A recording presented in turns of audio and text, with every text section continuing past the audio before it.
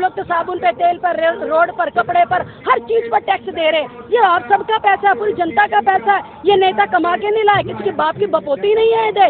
हम सबका पैसा है, गाढ़े खून पसीने की कमाई है। सुबह निकलते हैं 4 बजे से लेकर रात तक हम लोग काम करते हैं और आदमी का मिसयूज किया जा रहा है। ना तो उनका मल्टीटास्किंग भी कराई जाएगी, उनको पूरी तनख्वाह भी नहीं दी जाएगी, 6-6 महीने की तनख्वाह भी नहीं दी जाती है और कभी भी उनको धमकी दी जाती है कि वो छोड़कर यहाँ से जाएं। तो ये है सब लोग मीडिया चौथा स्तंभ है देश का, इस बात को आवाज उठाइए।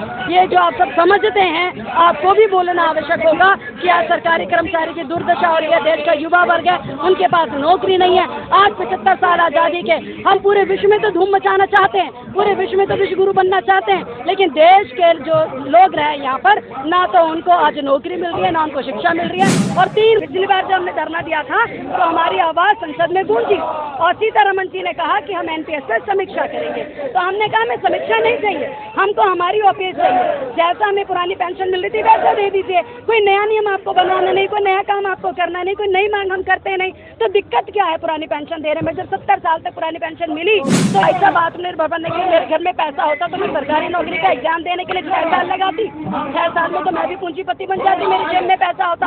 मैंने 6 साल लगातार डीएसएस की तैयारी की है, मैंने डिग्रियां ली है, मैंने डिप्लोमा लिए हैं, मैंने कॉलेज पढ़ा है, मैंने पहले 12वीं करी, 12वीं के बाद मैंने बीए करी, बीए के बाद फिर मैंने मास्टर्स करी, फिर मैं डीएसएस की तैयारी करने बैठी और उसके बाद जब मुझे स्वरोजगार करना है तो मैं 5वीं पढ़ के ना कर लेती। मुझे शिक्षा किसने दे रहे हो आप? क्यों? ये पूंजीपतियों की सरकार है जिसमें सरकारी कर्मचारी दुखी होता है, पीड़ित होता है और उसका भविष्य उन्होंने अंधकार में डाल दिया। एक मुद्दा है पुरानी पेंशन और दूसरा मुद्दा है कॉन्ट्रेक्चुअल का।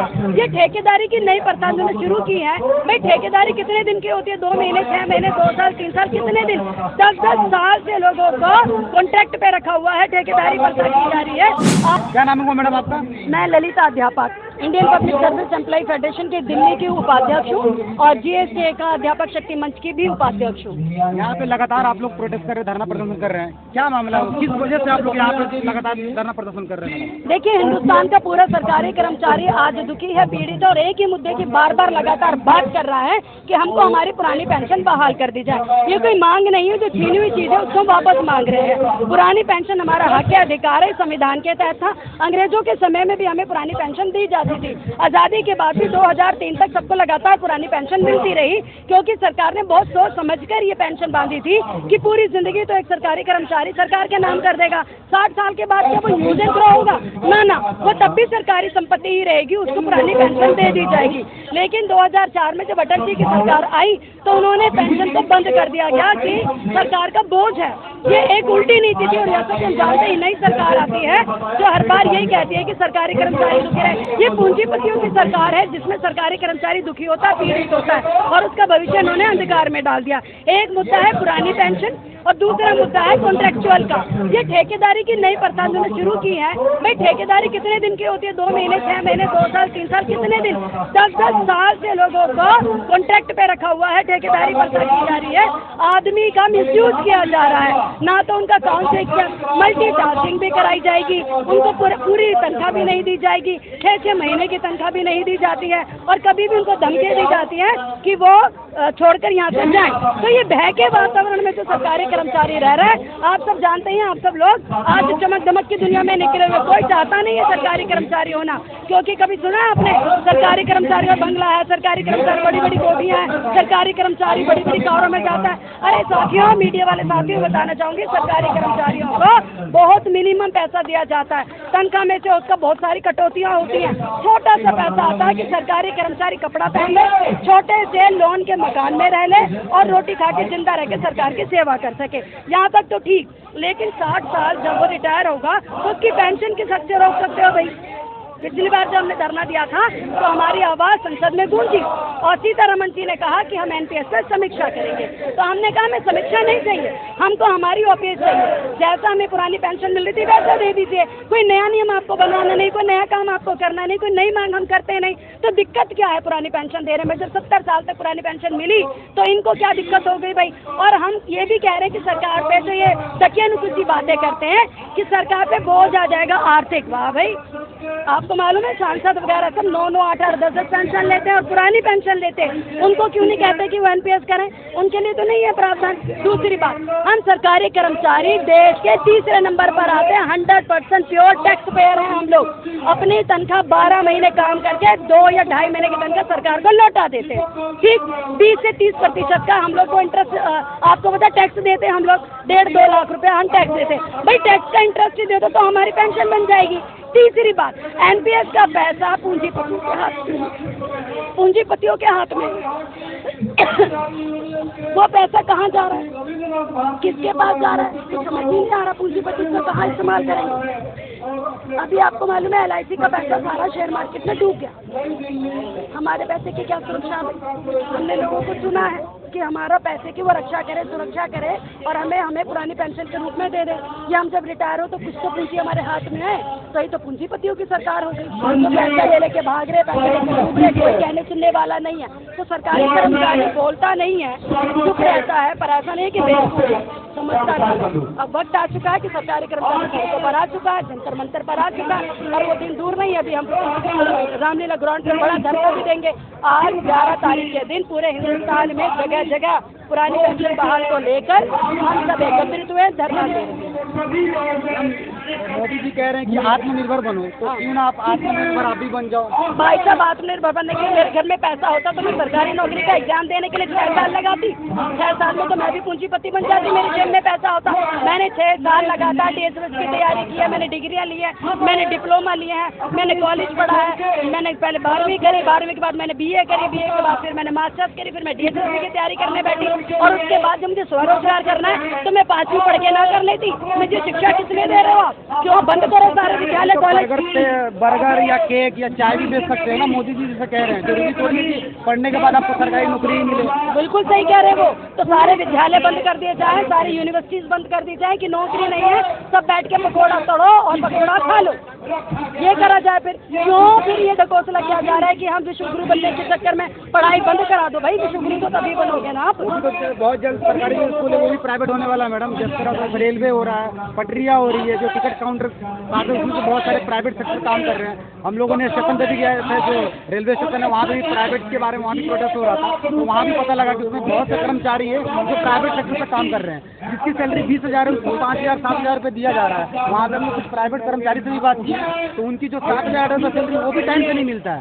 देखिए ये सरकार जनता की सरकार नहीं है, ये सरकार है पूंजीपतियों की सरकार। ये व्यवसाय करने से किसको लाभ होगा? पूंजीपतियों को होगा। हमारे जो सरकारी कर्मचारी है उसका पैसा पूंजीपतियों के हाथ में है। तो ये तो पूंजीपति इनको चाहिए क्योंकि पैसे से सरकारें बनती हैं और सरकारें हम चुनते इसलिए क्योंकि हमारी सुरक्षा होनी चाहिए, हमारे पैसे की रक्षा होनी चाहिए, हमारे पैसे का सदुपयोग होना चाहिए, देश की जनता खुशहाल होनी चाहिए और ये देश की जनता का हक है कि सबको रोजगार मिले, सबको पेंशन मिले। ये प्राइवेटाइजेशन करने से किसको लाभ है? पूंजीपतियों को लाभ है। लगातार ये प्राइवेटाइजेशन करते चले जा रहे हैं, लोगों को चुन कर जो इनके चुनिंदा पूंजीपति है। बाकी की सरकारों में क्यों प्राइवेटाइजेशन नहीं हुआ? क्यों पेंशन बंद नहीं की गई? हालांकि बार बार उनके 7वां 8वां हम लोगों को वेतन जो आता था बार बार इस सरकार ने वो सब बंद कर दिया। क्या करना हो क्या रहा देश में? आप सब लोग मीडिया चौथा स्तंभ है देश का, इस बात को आवाज उठाइए। ये जो आप सब समझते हैं आपको भी बोलना आवश्यक होगा कि आज सरकारी कर्मचारी की दुर्दशा हो रही है। देश का युवा वर्ग है, उनके पास नौकरी नहीं है। आज 75 साल आज़ादी के हम पूरे विश्व में तो धूम मचाना चाहते हैं, पूरे विश्व में तो विश्व गुरु बनना चाहते हैं, लेकिन देश के जो लोग रहे यहाँ पर ना तो उनको आज नौकरी मिल रही है ना उनको शिक्षा मिल रही है। और 3 मुद्दे खड़े हैं 70-75 सालों से। एक तो रोजगार का मुद्दा वैसा का वैसे खड़ा है, अनएम्प्लॉयमेंट का इसका वैसे खड़ा है, शिक्षा का मुद्दा है, रोटी कपड़ा मकान तक की बेसिक जरूरत है हम पूरी नहीं कर पा रहे हैं। तो ये सोचने का प्रश्न है फिर क्यों हम सरकारें चुन रहे हैं, फिर क्यों सरकारें खड़ी हैं? देश का अरबों खरबों रुपया लगता है चयन करने में नेताओं को, वो देश का पैसा भी तो हम गरीबों का होता है। अरे हम लोग तो साबुन पे, तेल पर, रोड पर, कपड़े पर, हर चीज पर टैक्स दे रहे। ये आप सबका पैसा है, पूरी जनता का पैसा है। ये नेता कमा के नहीं लाए, किसी के बाप की बपोती नहीं है देश, हम सबका पैसा है, गाढ़े खून पसीने की कमाई है। सुबह निकलते हैं 4 बजे से लेकर रात तक हम लोग काम करते हैं और अब ऑनलाइन का टाइम है, हमारा कोई टाइम फिक्स नहीं है। आपको मैं बता दूं 24/7 सरकारी कर्मचारी काम करता है और उपलब्ध रहता है। एक इमरजेंसी पे सरकारी कर्मचारी सड़क पर आता है, देश की विपत्ति आए या कोई भी अकाल आए तो किसको बुलाया जाता है। अरे सरकारें चुनने के लिए, वोट दिलवाने के लिए कौन? सरकारी कर्मचारी। मत जनता के लिए कौन? सरकारी कर्मचारी। कोरोना में आगे कौन आएगा? सरकारी कर्मचारी। कभी नेता भी तो आए, देश के रक्षक बनकर आते हैं, देश के सेवादार बन के आते हैं, देश के कहते हैं कि हम लोग तो सेवादार हैं, कभी तो दिखे। ये सारा काम देश के सरकारी कर्मचारी की आज IAS से लेके देश का पियोन देश को संभाले हुए हैं। जितने भी कार्यक्रम होते हैं हमारी कलम से होते हैं, और हम तो अध्यापक हैं। मैं दहाड़ के कहती हूँ कि हम राष्ट्रीय निर्माता हैं, नए समाज का सृजन करते हैं, और हमारी पेंशन नहीं होगी। साथियों से बुढ़ापे में अपने विद्यार्थियों के घर में रोटी खाने जाएंगे, हमारी क्या, हमें कब तक यूज एंड थ्रो किया जाएगा? आदमी हैं, इंसान हैं, प्लास्टिक के नहीं हैं, पिए और फेंक देंगे। बोलेंगे भी, चीखेंगे भी, एकत्रित भी होंगे, कानों में आवाज देके उनको जगाएंगे भी कि अब हम जाग चुके हैं, ये अब नहीं चलेगा। हमने देख ली बहुत सी नीतियाँ आई, नोटबंदी की नीति में क्या मिला हमें? जनता प्रताड़ित हुई, दुखी हुई। हमें क्या मिला बताइए? कहाँ है वो धन जिसकी चर्चा की जाती है? बहुत सी नीतियाँ आई, लेकिन ले देकर सिर्फ दुखी, पीड़ित, प्रताड़ित जो कहते हैं हमारे पास तो कुछ है ही नहीं मैडम, हम तो भिखारी हैं, हम झोरा उठाएंगे चल लेंगे। कब जाएंगे? हमारे पास कुछ ही नहीं है। कब जाएंगे? कब जाएंगे? वो तो कह रहे चले जाएंगे। तो भेज दीजिए, भेज दीजिए। लाइए दूसरी सरकार जो OPS दे सके, लाइए ऐसी सरकार जो देश में परिवर्तन ला सके, लाइए ऐसी सरकार जो बदलाव ला सके। आज देश का युवा के पास रोजी रोटी नहीं है, आज देश के युवा के पास सुरक्षा नहीं है। आज विद्यालय बंद होकर जेल खाने कम पड़ रहे हैं, जेल खानों की संख्या बढ़ रही है। ये प्रश्न का बड़ा मुद्दा है, ये क्यों जेल खाने कम पड़ते जा रहे हैं? युवा के पास काम नहीं है, रचनात्मक कुछ नहीं है, सृजनात्मक कुछ नहीं है, अपराध की दुनिया में, नशे की दुनिया में जा रहा है मेरा युवा। पीड़ा होती है हम अध्यापकों को कि हमारा देश का युवा जा कहाँ रहा है। कोई तो ऐसा है, और कहते हैं ना उस और जमाना चलता है जिस और जवानी चलती है। आज जवानी नशे में है, आज जवानी अपराध में है, आज जवानी जेल खानों में कैद। कितने जेल खाने बनाओगे साहब? रोजगार लाइए, रोजगार व्यस्त करिए। जनता समृद्ध होना चाहती है, जनता सुखी होना चाहती है। ये उनको चुन कर लेकर आए, बड़ी उम्मीद के साथ लाए थे कि देश में बदलाव आएगा। एक एक बच्चा कह रहा था घर घर मोदी, हर हर मोदी। अरे घर घर मोदी में आज घर से निकल के लोग आ गए। देखिए क्या हाल हो रहा है देश का। आप सब चुप ना बैठिए, उठिए। तो इन्हीं बातों को लेकर हम सब लोग यहाँ पर आज धरना धर रहे हैं कि हमारी पुरानी पेंशन बहाल की जाए, कॉन्ट्रेक्चुअल जितनी भी जॉब्स हैं वो बंद की जाए, ठेकेदारी प्रथा को बंद किया जाए, और जितना हो सके देश के हित में, युवाओं के हित में, अध्यापकों के हित में। आज देश के, मैं आपको बता दूं, डुक्कू से, हमारे पास पूसा से, JNU से, KV से, हेल्थ डिपार्टमेंट से, मंत्रालय से संतरी मंत्री सब यहाँ एकत्रित हो चुके हैं। हर डिपार्टमेंट की यूनियन यहाँ हुई है, और उन यूनियन के ऊपर एक यूनियन है Indian public service employ federation, जिसके भारत में हर जगह, हर राज्य में अपनी अपनी ब्रांच है। दिल्ली की मैं उपाध्यक्ष हूँ, अजय वीर जी जो इस समय मंच पर बोल रहे हैं वो अध्यक्ष हैं, और हम पूरी दिल्ली का नेतृत्व कर रहे हैं, और पूरी दिल्ली को एक साथ लेकर आएंगे, जगाएंगे, एकत्रित हो चुके हैं, और आगे लगातार बढ़ते रहेंगे।